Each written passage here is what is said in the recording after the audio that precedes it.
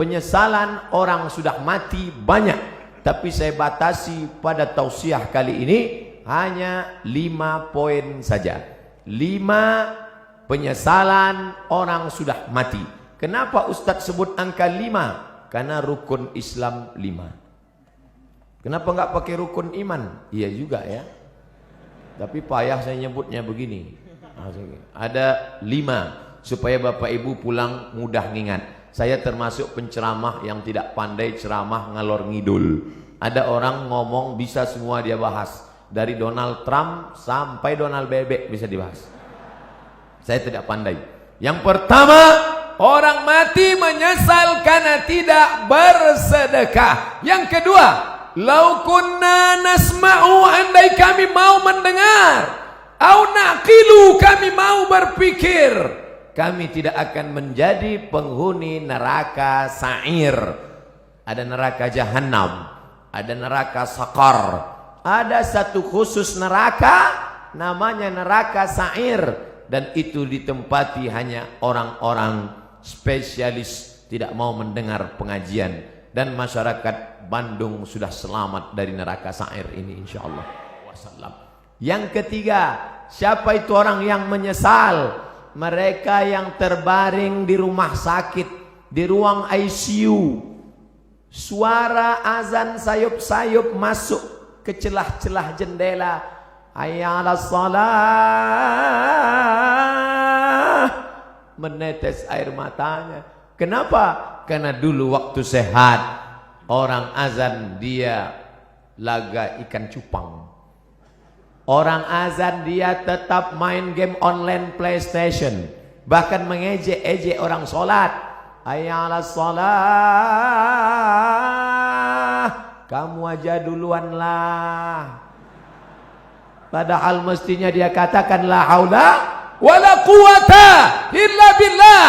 Tapi sampai masanya dulu kau berotot tegap, tapi akhirnya kau seperti bunga mekar, layu, kuning, mati. Berapa banyak dulu yang berotot tegap, sebelah kiri tatu ular kobra, sebelah kanan singa. Sekarang begitu keriput, kucing kena minyak. Mana suaramu yang menggelegar dulu? Mana kumis tebalmu dulu? Nanti saya cerita kumis, yang berkumis tersinggung.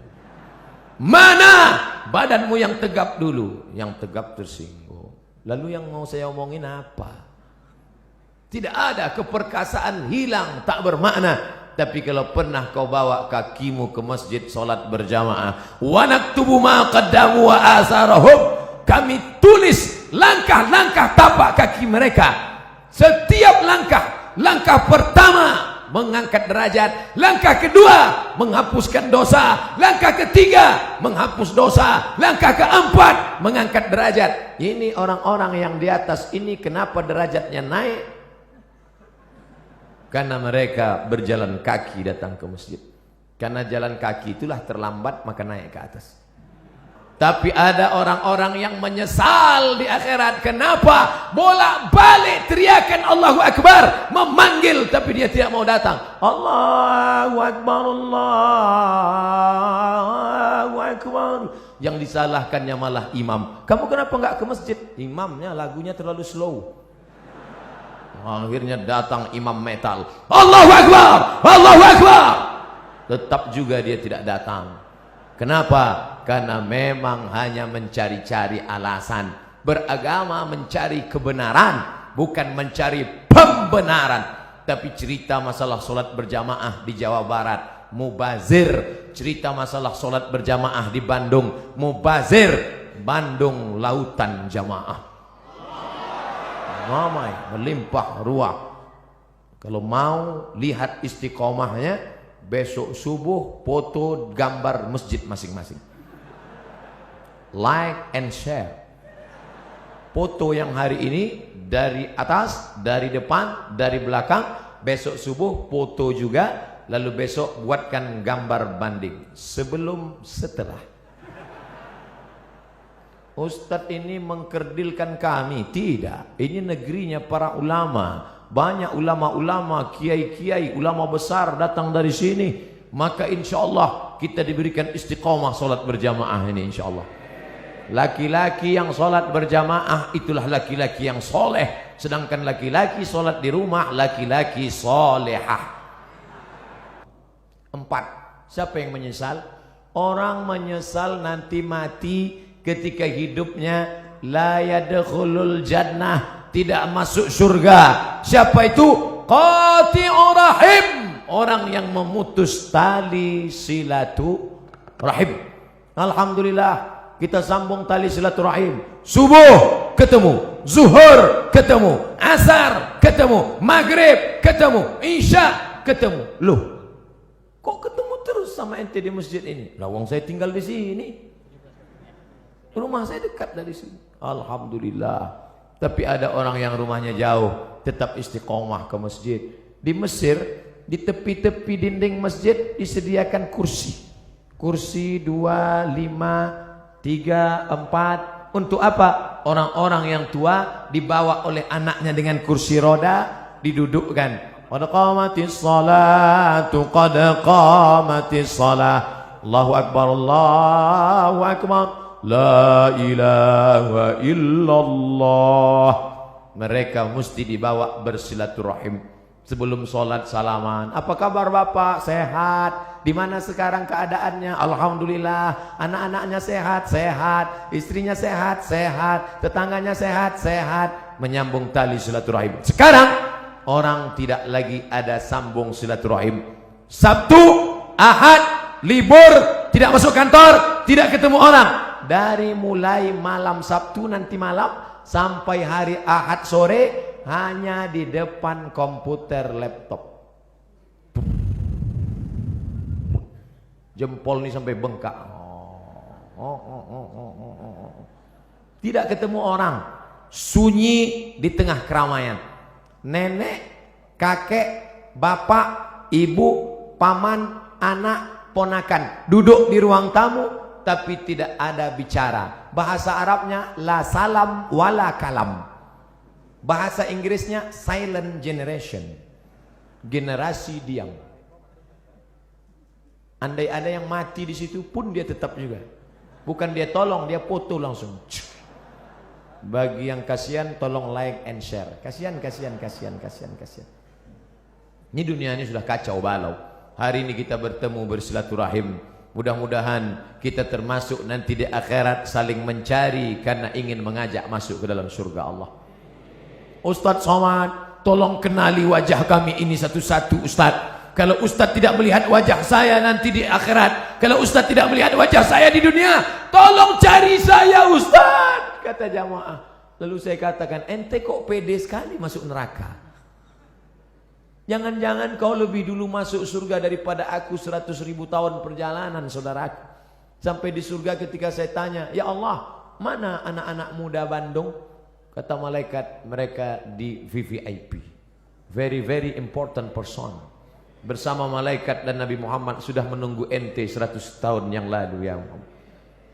Saya panjang hisapnya, perhitungan saya panjang lama. Kenapa? Karena banyak silap dan salah. Berapa banyak ibu-ibu yang marah. Kenapa? Karena sopnya terganggu dengan lewatnya pasukan brigade berbaju hitam tadi.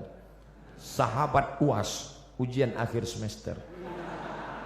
Berapa banyak orang-orang yang teraniaya, yang sakit hatinya tersinggung. Makanya saya tidak mau mencari kalian di padang mahsyar. Lebih baik saya minta maaf di dunia. Apakah Bapak Ibu memaafkan silap salah saya? Insya Allah Pak Ustadz, begitu cara minta maaf. Undang orang ramai-ramai, minta maaf. Karena kalau kita datang satu-satu ke rumah, repot, ribet. Apalagi kalau sampai diobrolin kesalahannya. Pak, maafkan salah saya ya. Salahnya apa? Kemarin saya bawa istri Bapak. Apa? Bapak Ibu yang dimuliakan Allah Subhanahu wa Ta'ala, maka sambung tali silaturahim. Apalagi ini bulan Rajab, habis ini bulan Sya'ban, habis Sya'ban Ramadan, sambung tali silaturahim. Biasanya tradisi kita dimanapun di Indonesia, di Jawa, di Sumatera, di Kalimantan, di Sulawesi, di Papua, kaum muslimin muslimat mengumpulkan tetangga, sahabat, kerabat, semuanya diberi makan. Habis makan minum, habis minum snack, habis itu cuci mulut, habis itu kata sambutan. Bapak ibu saudara sekalian, anak-anak yatim menghadapi bulan suci Ramadan ini, maukah bapak ibu memaafkan saya? Tetangga yang sudah kenyang pun mau. Menunggu Ramadan baru minta maaf, menunggu Idul Fitri baru minta maaf, masalah. Karena kalau sampai kita mati menghadap Allah Subhanahu wa ta'ala dalam keadaan membawa silap dan salah, termasuk penyesalan. Menyesal kenapa aku tidak minta maaf dulu di dunia. Menyesal. Suami-suami, minta maaflah kepada istri kalau memang silap dan salahmu banyak. Tidak perlu malu. Mama, aku minta maaf padamu. Kenapa Pak? Aku sudah nikah siri. Banyak bapak yang ketawa, tapi ibu, nauzubillah. Bapak ibu yang dimuliakan Allah. Yang terakhir, apa yang disesali manusia? Yang disesalinya adalah karena dia tidak pernah berdakwah. Hidup pernah, kaya pernah, berkuasa pernah, tapi berdakwah tidak pernah. Dakwah itu ceramah Pak Ustadz, bukan. Ini yang perlu diluruskan. Ada orang memahami dakwah itu ceramah. Gubernur enggak perlu ceramah. Kenapa? Sudah ada Ustadz Somad ceramah. Tapi gubernur dakwahnya apa? Membangun lokal untuk orang anak-anak usia sekolah. 7,2 juta. Jawa Barat penduduknya 48 juta. Anak usia sekolah 4,7,2 juta. Tidak bisa sekolah karena tidak ada lokal. Tapi ketika ada kekuasaan di tangan, menjadi gubernur, bisa dibangun sebanyak sekian ribu lokal. Akhirnya sekarang anak usia tamat yang bisa sekolah dari awalnya 800.000 orang menjadi 2 juta orang bisa tamat. Kenapa? Dakwah dengan kekuasaan. Allahu Akbar. Oleh sebab itu maka berdakwahlah. Saya kebetulan dakwahnya cuman bisa ceramah dengan lidah. Bapak-bapak dari Polda, bapak-bapak dari Polresta, mereka enggak ceramah. Bapak-bapak kepolisian tidak perlu ceramah, cukup dengan pakai seragam datang ke masjid. Anak-anak muda termotivasi. Bro, lihat tuh, Pak polisi aja ke masjid. Masa kita enggak ke masjid? Iya juga ya, kata mereka. Tentara-tentara cukup dengan seragamnya. Allahu Akbar. Orang takut. Siapa yang ngejek-ngejek orang sholat yang di internet itu? Siapa yang berani ngejek orang sholat di internet? Kalau sudah polisi, tentara ke masjid sholat berjamaah. Dakwah dengan perbuatan. Lisanul hal, perbuatan afsah min lisanil maqal, lebih menyentuh, lebih sampai ke hati daripada ucapan. Saya lemah, hamba Allah yang dhaif. Hanya ceramah dengan khutbah, dengan seminar, dengan simposium, dengan lokakarya. Tapi ada orang yang bisa berceramah dengan kekuasaan. Kita yang tidak punya kekuasaan bagaimana? Pilih orang yang punya bakat politik untuk memperjuangkan nilai-nilai Islam di tengah masyarakat.